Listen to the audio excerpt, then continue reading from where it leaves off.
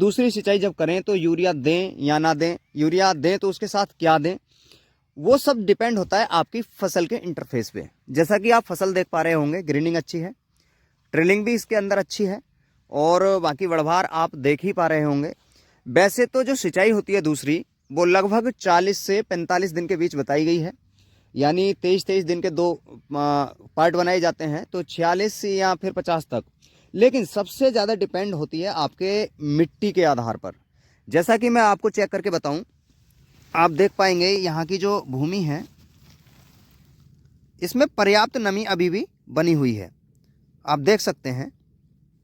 तो इसमें अभी सिंचाई की आवश्यकता है नहीं। अगले कुछ दिन, 5 दिन 6 दिन, चूँकि बराबर मौसम थोड़ा ख़राब रह रहा है, कोहरा आ रहा है, बादल भी हल्के फुल्के हैं, तो ऐसा भी हो सकता है कि बारिश पड़ जाए। अगर ना पड़े तो 5 से 6 दिन बाद हम इसमें सिंचाई करने वाले हैं। अब बात करते हैं जिसके लिए मैं ये वीडियो शूट कर रहा हूँ, कि दूसरी सिंचाई पर आप खाद दें या ना दें। देखिए दोस्तों, जब यूरिया आप देते हैं तो उससे एक तो बढ़वार होती है, दूसरी ग्रीनिंग होती है, जिससे फसल अच्छे से भोजन बना पाए। यूरिया के अंदर नाइट्रोजन होती है और उसी के कारण से हमारी जो बढ़वार होती है पौधे की। तो अगर आपने प्रथम यूरिया दे चुके हो पहली सिंचाई पर, तो मैं आपको रिकमेंड करूंगा दूसरी सिंचाई पर आप दानेदार यूरिया के स्थान पर स्प्रे वाला यूरिया, जो कि नैनो यूरिया के नाम से आजकल मार्केट में अवेलेबल है, आप उसे रखें। और दोस्तों, उसके साथ जो चीज़ बहुत ही आवश्यक है, माइक्रो न्यूट्रिएंट बेस्ड कोई भी आप उत्पाद मार्केट से खरीदिए, चाहे वो लिक्विड फॉर्मुलेशन का हो या फिर जैसे बैजमोर आता है दयाल कंपनी का, वो अगर आप ले लेते हैं 250 ग्राम बैजमोर और साथ में 500 ml जो नैनो यूरिया है, 1 एकड़ के लिए बहुत अच्छा काम करता है।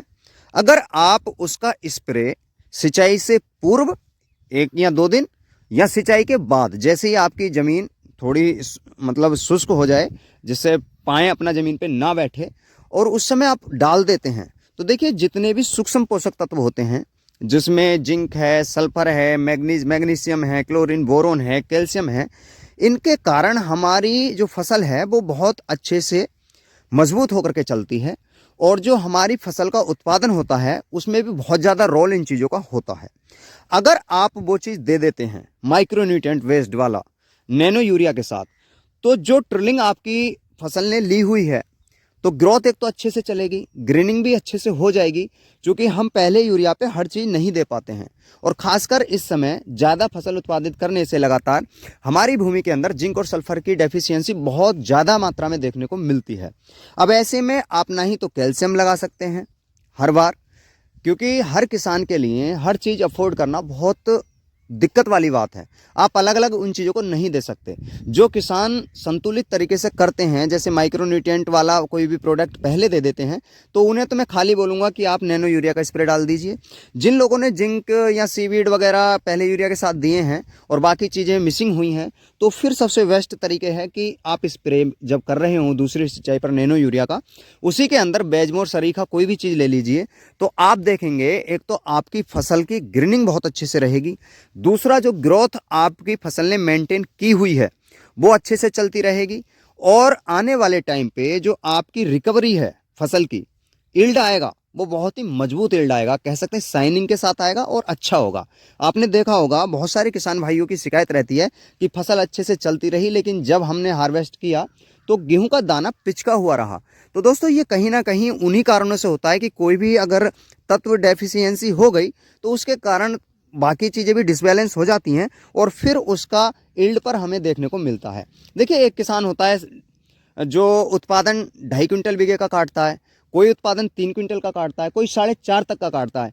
तो ये कहीं ना कहीं मैनेजमेंट के ऊपर दिक्कत होती है।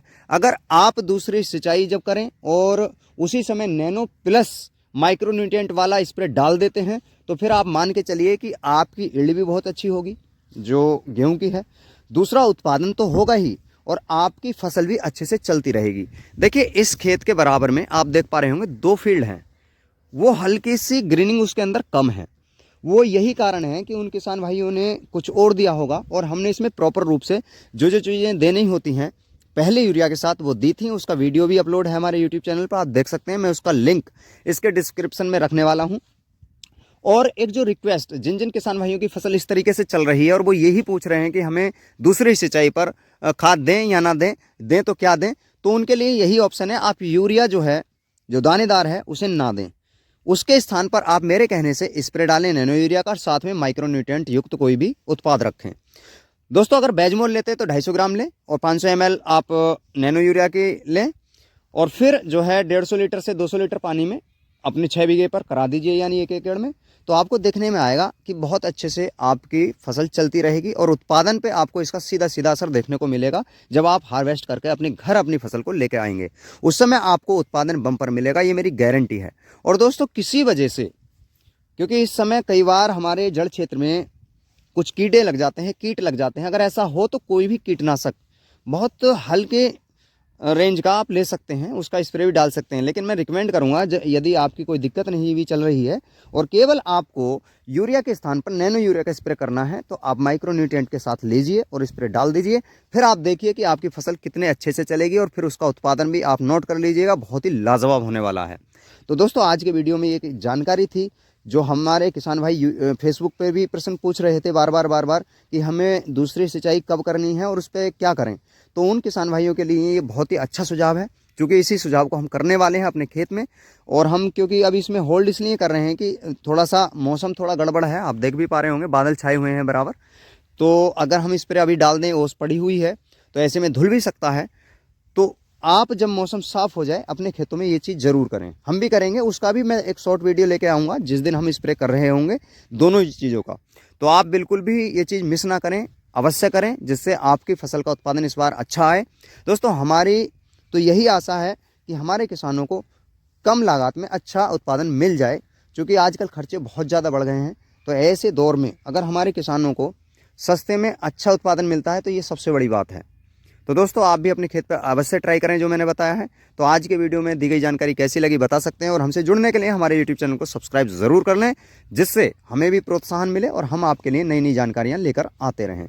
तो दोस्तों आज के वीडियो में केवल इतना ही। नमस्कार साथियों।